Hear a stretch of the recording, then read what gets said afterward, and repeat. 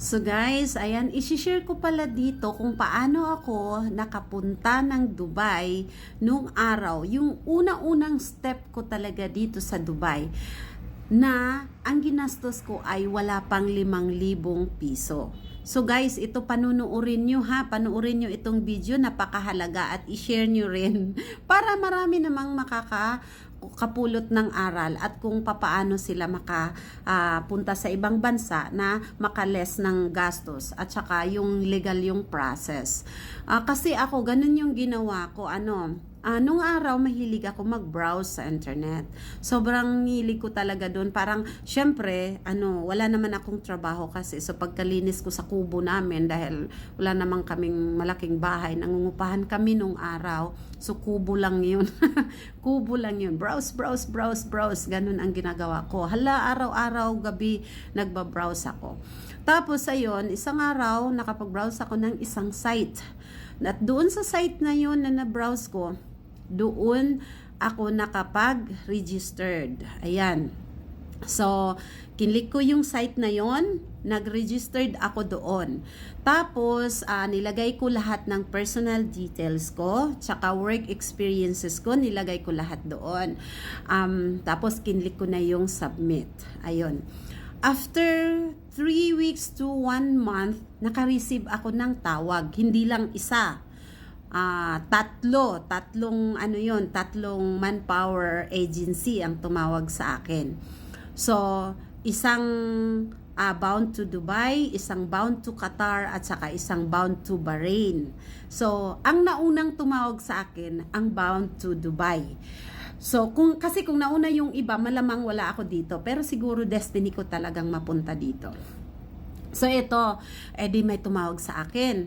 Ngayon tinanong ko kung nagpakilala siya agad ha, nung pagkatawag niya, sinabi niya na agency daw sila, ganyan. Di sabi niya, kung itutuloy ko pa daw yung application ko papuntang abroad.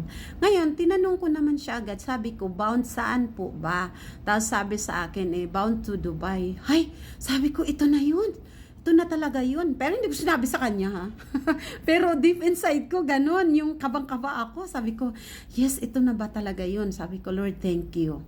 Di, eto na. Sabi niya, bound to Dubai daw. Sabi ko, opo. Sabi ko, sige po, gusto ko po. Tutuloy ko po yan. Sabi kong ganun. Tapos, kasi nga, sobrang pangarap ko noon.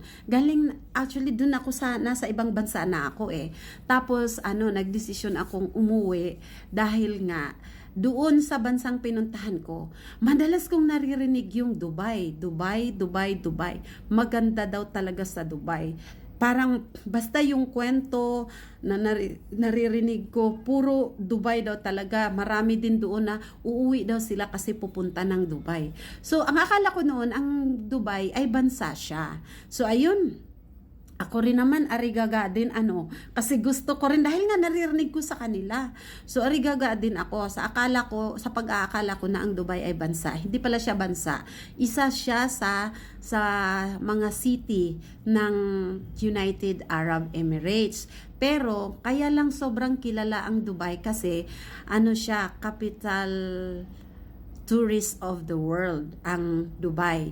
So, kaya siya napakakilala talaga. Famous talaga ang Dubai.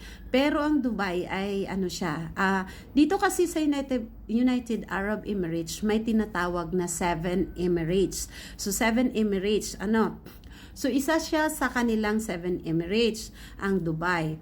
So, ayun, dito ako ngayon sa UAE, pero nasa Abu Dhabi na ako. Dati nasa Dubai talaga ako. Una-unang step ko dito sa United Arab Emirates is nasa Dubai talaga ako. At ito, paano ko nga ba na less yung gastos? Ang ginastos ko lang, kaya wala pang 5,000, is yung medical, renewal ng passport. Ang renewal lang naman ng passport, pinakamahal yung expedite, 750 yun eh. Tapos, NBI clearance, which is bago ako nag-register doon sa site na pinuntahan ko, is meron na akong NBI clearance noon na travel abroad. So, yun. Tapos yung pamasahe ko. Ayun namang pamasahe papuntang agency ha, papunta pabalik ganyan. Hindi rin naman ako masyadong punta ng punta kasi nga nung tinawagan nila ako, hindi na ako in-interview ng employer. Pinag-report na ako agad na dalhin ko ang photocopy ng passport ko, NBI clearance, para daw mag-report daw ako sa office nila para ma-set na yung appointment ko for medical. Tapos, ayun, pumunta ako doon. Tapos, actually, nung pumunta akong mag-medical, nag-report ako para mabilisan, nag-fasting na ako, guys. Nag-fasting na ako. Though hindi pa sinabi sa akin nag-medical ako agad sa tawag, pero nag-fasting ako. Ngayon pagpunta ko doon, ayan, binigyan na ako ng medical, yung papel, yung referral. Tapos tinanong ako kung naka-fasting daw ba ako. Sabi ko, nag-fasting ako. Pwede na daw ako mag-medical. Which is malapit lang din ako. 1 block lang from the office. 1 block din lang yung pupuntahan ko. So malapit lang yung medical clinic. So nag-medical na din ako. Kaya hindi ako nagpabalik-balik. At mabilisan kasi urgent yung hiring. So ang bilis kong nakaalis. At ito pa, yun palang boss ko, magiging boss ko sa Dubai noon, may-ari sila mismo ng travel and tourism dito doon sa Dubai. Kaya sila yung nag-process ng visa, napakabilis talaga kasi nga may-ari sila ng ganon. So ang trabaho ko naman noon is sa salon ako magtatrabaho. So yung gastos ko, yung processing fee na tinatawag, which is dati-dati ang tawag doon is placement fee, yun yung employer na ang nagbayad. Plane ticket ko employer, visa ko employer. Tapos yung binayaran nila sa agency doon sa ang laki-laki, sila lahat nagbayad. At sumakay pa ako sa Emirates Airlines na ang mahal-mahal noon at holiday pa kaya sobra talagang mahal.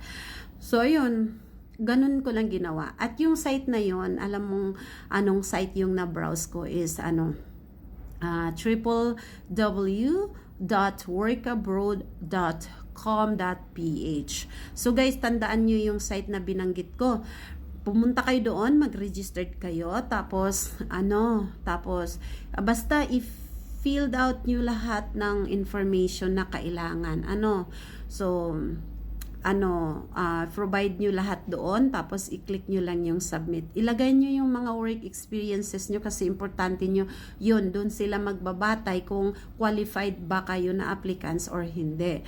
Kasi maraming mga manpower agencies na pumupunta sa work abroad para maghanap silang qualified applicants. So yun yung kamaganda nyong gawin, which is ako na experience ko na doon.